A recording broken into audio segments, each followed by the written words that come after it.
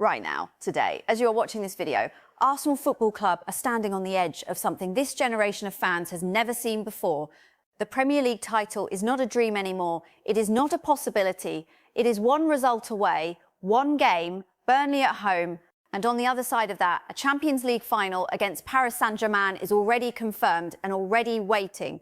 Let that land for a second. Not one trophy, two trophies, both within reach at the same time. Mikel Arteta has already spoken. He has already told the world that this squad is ready to, in his own words, finalise the business.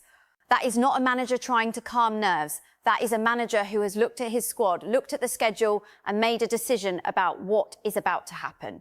Thierry Henry, the greatest goalscorer this club has ever produced, has said publicly that if Arsenal beat Burnley, he is getting his outfit ready for the parade. Not thinking about it, not hoping, getting the outfit ready.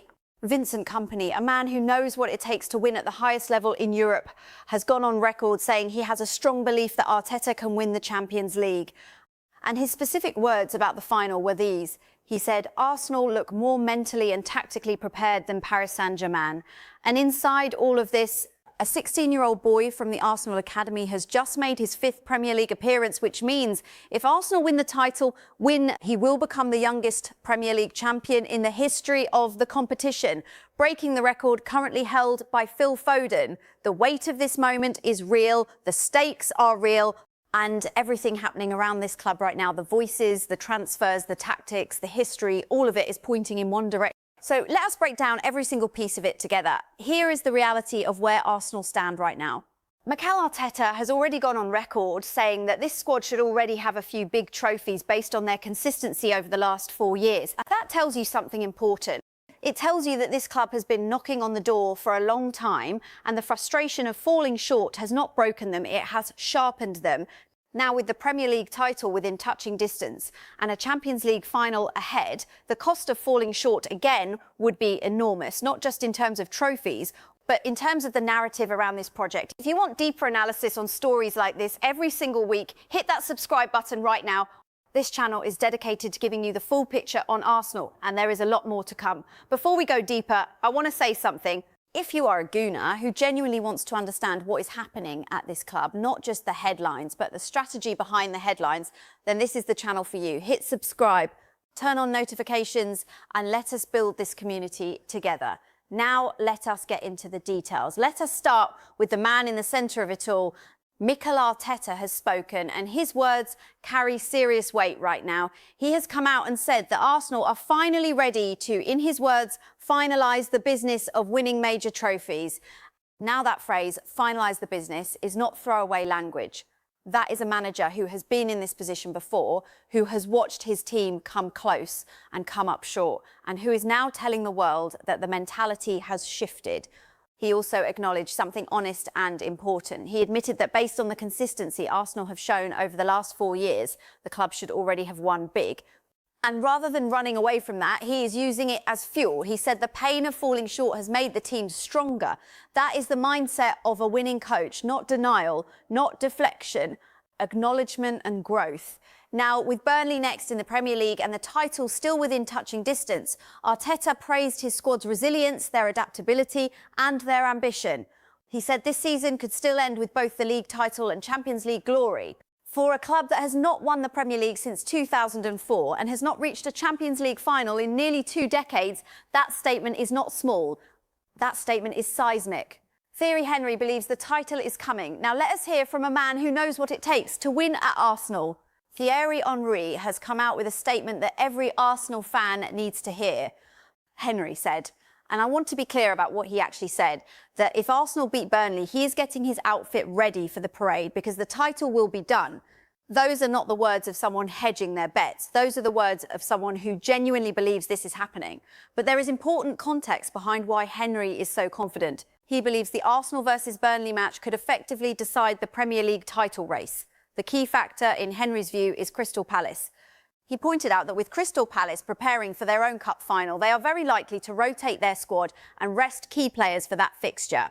So the pressure on Arsenal in terms of what Palace can do at the top of the table is reduced significantly. Henry specifically said he is sure Palace will rest a lot of their squad for the final, meaning the Burnley game becomes the moment that gives Arsenal the title. That is a very specific and logical analysis, not blind hope. There is genuine football reasoning behind that view, so the picture is clear. Win against Burnley and Arsenal are almost certainly champions. And Thierry Henry, the greatest goalscorer in the club's history, is already thinking about his parade outfit. That alone should tell you something. Kompany backs Arteta for Champions League glory. Now we move to Europe, because while the league title conversation is heating up, the Champions League final is the other mountain Arsenal are climbing. Vincent Kompany, a man who knows what it feels like to lift major European honours, has come out publicly and backed Mikel Arteta to win the Champions League. His exact words were that he has a strong belief that Arteta could win the Champions League. Now, Kompany did not dismiss Paris Saint-Germain. He acknowledged their quality and experience, and he recognised that Paris Saint-Germain have an experienced coach and real history in European competition. But his conclusion was clear. He said Arsenal look more mentally and tactically prepared for the final. That phrase, mentally and tactically prepared, is the kind of phrase that matters when you are talking about a Champions League final. The difference between teams at that level is rarely pure talent. It is mentality, structure and tactical clarity. And Kompany is saying that on those measures, he believes Arsenal have the edge. This is significant external validation for what Arteta has been building. When someone from outside the club, someone with no reason to flatter Arsenal, says they look more prepared for a Champions League final than a Paris Saint-Germain side backed by enormous resources and a world-class manager. You have to sit up and pay attention. Max Dowman and a moment of history in the making. Let us take a moment to talk about something that has not received enough attention this week, and that is the story of Max Dowman. Max Dowman is 16 years old, and he has now made his 5th Premier League appearance, coming against Fulham. That 5th appearance is critical because it makes him officially eligible for a Premier League winners' medal if Arsenal win the title. The implication of this is extraordinary. If Arsenal are crowned champions, Max Dowman would become the youngest Premier League winner in the history of the competition. He would break the record currently held by Phil Foden, a 16-year-old from Arsenal's academy from Hale End, breaking a record held by one of the most gifted players of his generation. This is not just a feel-good footnote. This is a statement about what Arsenal's academy is producing right now, and it is a reflection of the trust Mikel Arteta has in youth. For a club whose identity has always been tied to producing talented young players, this moment carries real meaning. Winning the Premier League at 16 would be an achievement that very few people in the history of English football could ever match. And if it happens, Dowman's name will be etched into the record books permanently. Bernardo Silva speaks, and he is not happy now. Let us turn to Manchester City and Bernardo Silva, because this week he has been making a lot of noise about Arsenal, and it is worth unpacking every word carefully. Bernardo Silva gave an interview to The Athletic, and he was speaking with frustration. He acknowledged that Arsenal have been growing as a team, noting that they have been together for around 5 years now and that it is only natural they would start challenging for titles. So far, so fair. But then he said something revealing. He said he does not believe Arsenal were City's main rivals this season. In his view, Liverpool were City's main challengers by far. He then went further and said that if City had not been in a transitional season and if they had not made so many mistakes, City would have won the league. He was careful to say he does not claim it would have been easy, but his belief is that City would have won. Now, here is my analysis of that. Bernardo Silva is speaking from the perspective of someone who has won multiple titles and who is frustrated by his club's current situation. The acknowledgement that City made mistakes and that they were in transition is honest. But the suggestion that Arsenal's title run is somehow less impressive because a different, stronger City would have beaten them does not hold up. You play the season that is in front of you. Arsenal have done exactly that. But Silva was not finished. He also criticised Arsenal's set-piece tactics, calling them rugby rather than football. He said that for a long time, referees were rewarding poor defending at set pieces, specifically the kind of physical contact Arsenal used to create space and block defenders. He called holding players with both hands and throwing them to the ground acceptable behaviour that should not be allowed. And then he made a remarkable admission. He said that City spoke to their referees and told them, if you are going to allow this, then we will do the same thing. He said City was one of the last teams to start doing it precisely because they saw everyone else doing it. Now, here is the interesting part of his criticism. He is not just criticising Arsenal. He is criticising the entire environment in which set-piece tactics have evolved. He says it is a shame because fans do not come to watch that kind of play. He finds it boring. But by his own admission, City chose to adopt the same approach. He also specifically referenced the disallowed West Ham goal against Arsenal, calling the decision quite frustrating and criticising the inconsistency of referees throughout the season. He said the problem is not just one decision, it is everything happening around those moments, including 3 or 4 fouls in the same picture. His broader point about the Premier League was actually complimentary. He said the league is a great product because referees let the game flow rather than whistling every challenge, and that this contributes to making it the best league in the world. But he feels the slow, deliberate approach to set pieces has become a problem for the spectacle. Whatever you think about his views, Bernardo Silva is speaking with real frustration, and that frustration tells you something important. Arsenal are getting under the skin of rivals. And that is not a position this club has been in for a very long time. Legends remember the Invincibles. This week also brought 2 wonderful moments connected to Arsenal's greatest ever achievement, the Invincibles season of 2003 to 2004. First, Arsene Wenger himself recalled what happened before that famous season. He revealed that he told his players he believed they could go the entire season without losing. The players pushed back. They told him he was putting them under too much pressure by saying something like that. And Wenger's response? He told them simply, "It is just because I believe we can do it." And then they went out and did exactly that. That story tells you everything about Wenger's mindset as a manager. He did not pull back when faced with resistance. He held the belief and transferred it to his players, even when they doubted it. The result was one of the most remarkable achievements in the history of English football. And speaking of that history, Sir Alex Ferguson himself acknowledged the magnitude of what Arsenal did. Ferguson, a man who won 13 league titles, said clearly that he was never close to going through a season undefeated, and his verdict on the Invincibles' achievement was stunning. He said the achievement stands aside from everything else, stands above everything else, and it was Arsenal's when your greatest rival, the most decorated manager in British football history, tells the world that your achievement stands above everything, including his own 13 titles. You know the Invincibles will never be forgotten. Both of these moments this week are not just nostalgia, they are a reminder of the standard that exists inside this football club, a standard that Arteta's current squad is now beginning to genuinely challenge. Bruno Fernandes, Declan Rice, and what it all means. Bruno Fernandes this week gave an interview about Declan Rice, and it is worth examining carefully because it reveals something important about how Arsenal's biggest signings are perceived. Fernandes said he was genuinely sad when Rice chose to join Arsenal rather than Manchester United. He was honest about admiring Rice both as a person and as a player. He said he knew Rice from training camps with England during their time at the Algarve, and he always believed Rice was the kind of player who should be at Manchester United, not just for his football but for his character and professionalism. He then made an important observation about Rice's current role at Arsenal. He said Rice is playing in a different position and a different style compared to what he would have needed to do at United.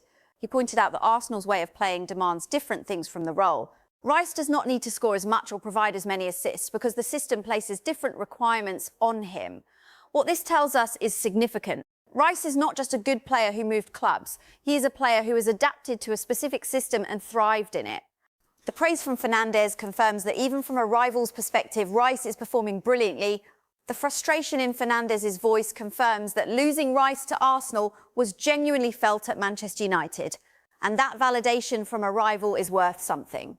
Transfer activity, rumours, and the summer ahead. Now let us get into the transfer picture because there is a lot happening on that front. And I want to be precise about what is confirmed interest, what is a rumour, and what is a genuine strategic plan. First, and this is a rumour at this stage, Arsenal are reportedly monitoring the situation of Juventus striker Dusan Vlahovic. His contract with Juventus expires on the 1st of July, meaning he would be available to negotiate as a free agent this summer. A move of this kind would be financially attractive for Arsenal because there would be no transfer fee required. I want to be clear, this is a rumour sourced from Mundo Deportivo. It is not a confirmed approach, but the logic makes sense. A striker available for free at a high level is always worth monitoring. Second, also at the level of a rumour, Arsenal are reportedly considering a move for West Ham midfielder Mateus Fernandes. The Gunners are understood to be looking to reshape key areas of the squad ahead of next season, and Fernandes is viewed as a player with strong technical ability and long-term potential. Reports suggest West Ham could be forced into selling this summer due to their financial situation, which could open the door for Arsenal to make a move. Again, this is a report, not a confirmed deal, but it is a name to watch. Third, Sporting CP captain Morten Hjulmand has emerged as another midfield target. The Danish international has established himself as one of the standout midfielders in Portuguese football. He is known for his leadership, his defensive intensity and his ability to dictate play.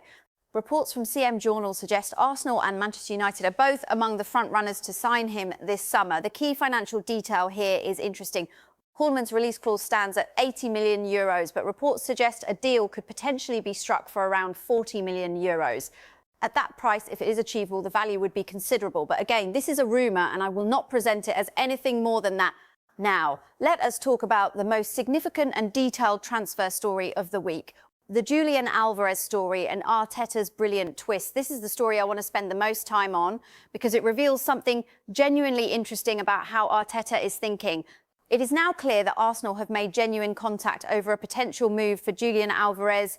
Early conversations have taken place between the club and Alvarez's representatives. This is not a rumour born from nowhere. These are confirmed early-stage conversations and the interest is described as genuine. But here is where the story gets truly fascinating. Arteta does not plan to use Alvarez as a centre-forward. Let that sink in for a moment. One of the most coveted attacking players in world football, a man who won the World Cup with Argentina and contributed enormously during his time at Manchester City. And Arteta's plan is not to deploy him through the middle. Instead, the plan is to use Alvarez on the left side of the attack. That is the position where there is a genuine problem to solve. The situation is that both Leandro Trossard and Gabriel Martinelli could be on their way out of the club this summer. Trossard will turn 32 later this year, which means a long-term solution at left forward is essential. Martinelli has also been mentioned as potentially available. Alvarez on the left of Arsenal's attack, operating in behind a centre-forward with the freedom to cut inside, combine and press, is actually a very logical deployment. It is the kind of creative use of a world-class player that defines elite management. Arteta is not just buying a player, he is solving a structural problem with a world-class solution. Now, let us talk about the financial picture. Atletico Madrid's stance is clear. They have been informed that Alvarez has no intention of signing a new contract with them. Arsenal understand this and are likely to push for an early move in the summer window.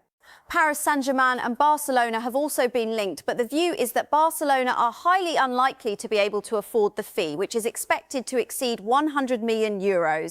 If Arsenal complete this deal, Alvarez would become only the second player in the club's history to cost more than €100 million. After Declan Rice, who cost €117 million from West Ham. That is a statement of financial intent that confirms how seriously this project is being taken at the highest level. The existing striker picture at Arsenal makes this plan even clearer. Victor Gyökeres was signed last summer as the main centre-forward and he has performed well after an initial adjustment period. Kai Havertz is also fit again and is currently in discussions over a contract extension, so the centre-forward position has genuine coverage. The gap is on the left, and Arteta's answer to that gap is Julian Alvarez. This is sophisticated squad building, not just buying the best available player and hoping it works. Identifying a specific tactical gap, finding a world-class solution and deploying that solution in an unexpected but logical way. This is the Arteta method. Jamie Vardy, the rejection and what it tells us. Let us close with a story that is part nostalgia, part what if, and part a genuine window into the culture of football. Jamie Vardy has now spoken openly about why he rejected Arsenal in the summer of 2016. At the time, he had just won the Premier League with Leicester City in one of the most remarkable sporting achievements of the modern era. Arsenal triggered the release clause in his contract and were ready to pay £22 million for him. He was 29 years old and he said no. In his own words, he described it as a surreal situation. He had never been involved in that kind of transfer scenario before. He acknowledged that on paper, Arsenal were a way bigger club. But the timing, the environment, the space he had to think while away with England at the Euros, all of it led him to one conclusion. He said, no, it is not happening. It ain't. And so he stayed. He signed a new 4-year deal at Leicester and went on to be one of the best strikers in the Premier League for years afterward. He later added an FA Cup to his list of honours in 2021. Now here is the analysis. Look at what Arsenal had at that time. Mesut Ozil, Santi Cazorla, Aaron Ramsey, Alexis Sanchez. A creative midfield and attack that would have been providing exactly the kind of intelligent, fast, forward-thinking passes that a penalty box striker like Vardy thrives on. Arsene Wenger himself later admitted he suspected Vardy would stay, perhaps reading something in those early conversations. The truth is, Vardy, in his absolute prime, at a club with those creative players around him, could have been extraordinary. The question of whether Arsenal would have won another Premier League title under Wenger with Vardy leading the line is one of football's genuine great what-ifs. There is no definitive answer, but the ingredients were there. What this story confirms is something important about football culture. Loyalty is rare, and Vardy showed it in a moment when he could have chosen the bigger platform. There are no regrets from him. And from Arsenal's perspective, it was simply one of those moments that did not happen, one of those quiet turning points in history that you only understand fully looking back. So let me bring all of this together for you. Arsenal right now are in a position this club has not been in for over 2 decades. They are on the edge of a Premier League title. They are in a Champions League final. Their manager is speaking with the confidence of someone who believes the moment has arrived. Their greatest legends are watching with pride. Their rivals are speaking with a level of frustration and respect that tells you the balance of power in English football is shifting. The transfer picture confirms that ambition is not slowing down. Whether it is a potential move for Julian Alvarez, the monitoring of free agent strikers or the midfield options being explored, the message from Arsenal this summer is the same. We are building something that lasts. Max Dowman is 16 years old and about to potentially make Premier League history. Arsene Wenger's Invincibles are being praised by Sir Alex Ferguson as the greatest achievement in English football. Thierry Henry is planning his outfit for a title parade. And Mikel Arteta is telling the world that the club is finally ready to finalise the business. That is where Arsenal are right now. And if you are watching this channel, you are watching because you believe in this project just as much as I do. Stay with me because the biggest moments are still ahead. Thank you for watching Melissa Arsenal Analyst. Subscribe if you have not already. Leave your thoughts in the comments. I want to know what you think about the Julian Alvarez plan, the title race and the Champions League final. Let us talk about it, and I will see you in the next one.